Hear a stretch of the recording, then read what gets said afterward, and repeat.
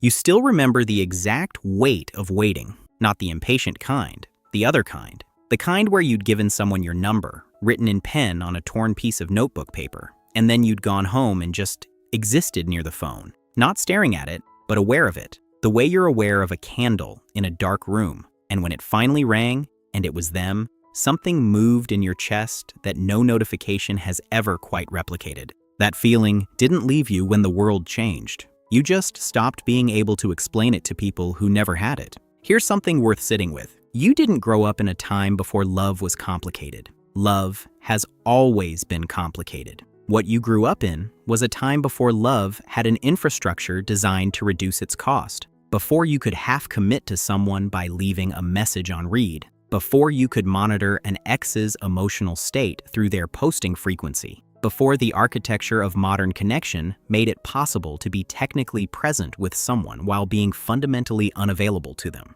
In 1999, none of that existed. If you wanted someone, you had to actually want them, because reaching them cost something. Showing up cost something. Staying cost something. There was no low-effort middle ground where you could keep someone warm without really choosing them. That's not nostalgia. That's a structural difference. And your nervous system was built inside it. Think about what it actually took to pursue someone back then. You called the landline. A parent might answer. You had to say your name, clearly, to someone who was absolutely forming an opinion of you in real time. Then you waited, holding the phone, while they went to get your person, and in those 15 seconds you couldn't retreat, couldn't rethink the text, couldn't type and delete. You were already in it. That moment required something that relationship psychology calls approach vulnerability, the full, unprotected exposure of wanting someone before you know if they want you back. And you did it over and over again,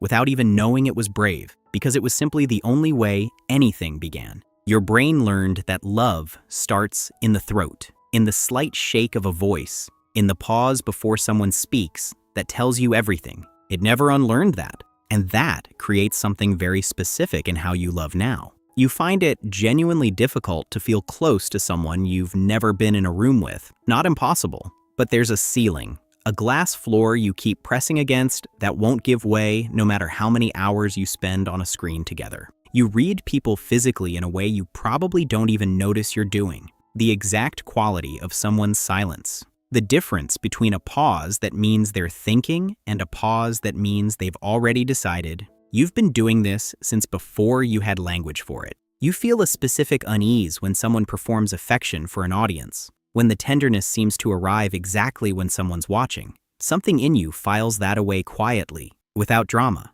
but it's filed. You hold on longer than people think you should, because you were trained in a world where connection was hard-won and permanent loss was the actual cost of giving up. You don't abandon people easily. You also don't fully trust people who do.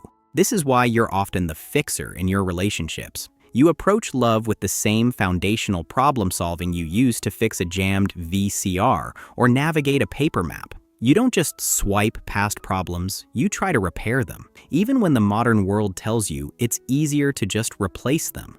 And you carry relationships in your body in a way that the people around you sometimes find hard to understand. An old friendship lives in your chest. An ended relationship leaves a physical address in your memory that doesn't dissolve just because the person is gone. You don't just remember people, you remember the exact atmospheric quality of being with them. There's a specific moment in the history of this generation that almost nobody marks correctly. It wasn't only the smartphone or the social media, it was the red receipt. Because the red receipt didn't just change communication, it changed the emotional contract underneath communication.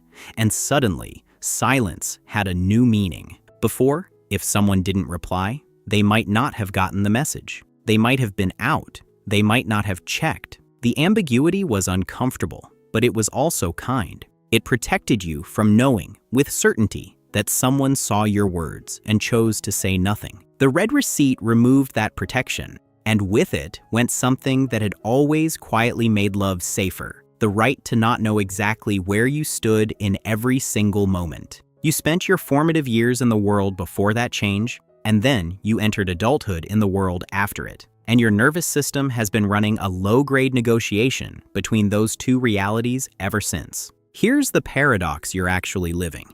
You are probably one of the most genuinely intimate people in any room you walk into. You know how to be fully present with someone. Not phoned down performative present, actually present in the way that makes a person feel like the most important thing in the room. You built that capacity across thousands of hours of unrecorded, unmonitored, unposted human contact.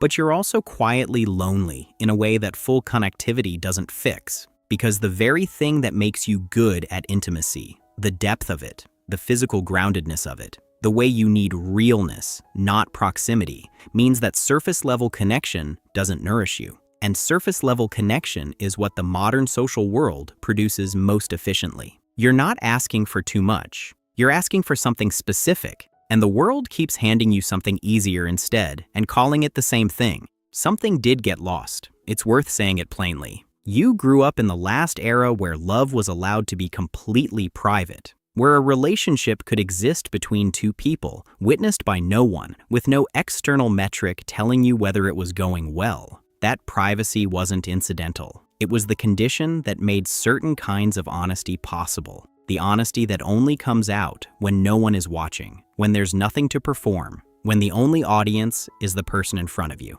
That space is harder to find now. The modern architecture of relationships doesn't really protect it, and you feel that not as a philosophical loss, but as a daily, physical absence. A kind of quiet that used to be full and isn't anymore. But here's what that loss actually reveals about you. You know what real feels like. That's not a small thing. In a cultural moment where loneliness is setting records while connection has never been more technically available, the people who can tell the difference between real intimacy and its simulation are genuinely rare. You can build trust slowly, on purpose, the way it actually forms, through consistency, through presence, through small, reliable acts that add up over months rather than statements that arrive fully formed on day 3. You know that love is something two people build in private, not a story you tell the world about two people. And the people who have been loved by you, really loved by you, in the full Xennial sense, know the difference. Even if they can't explain it,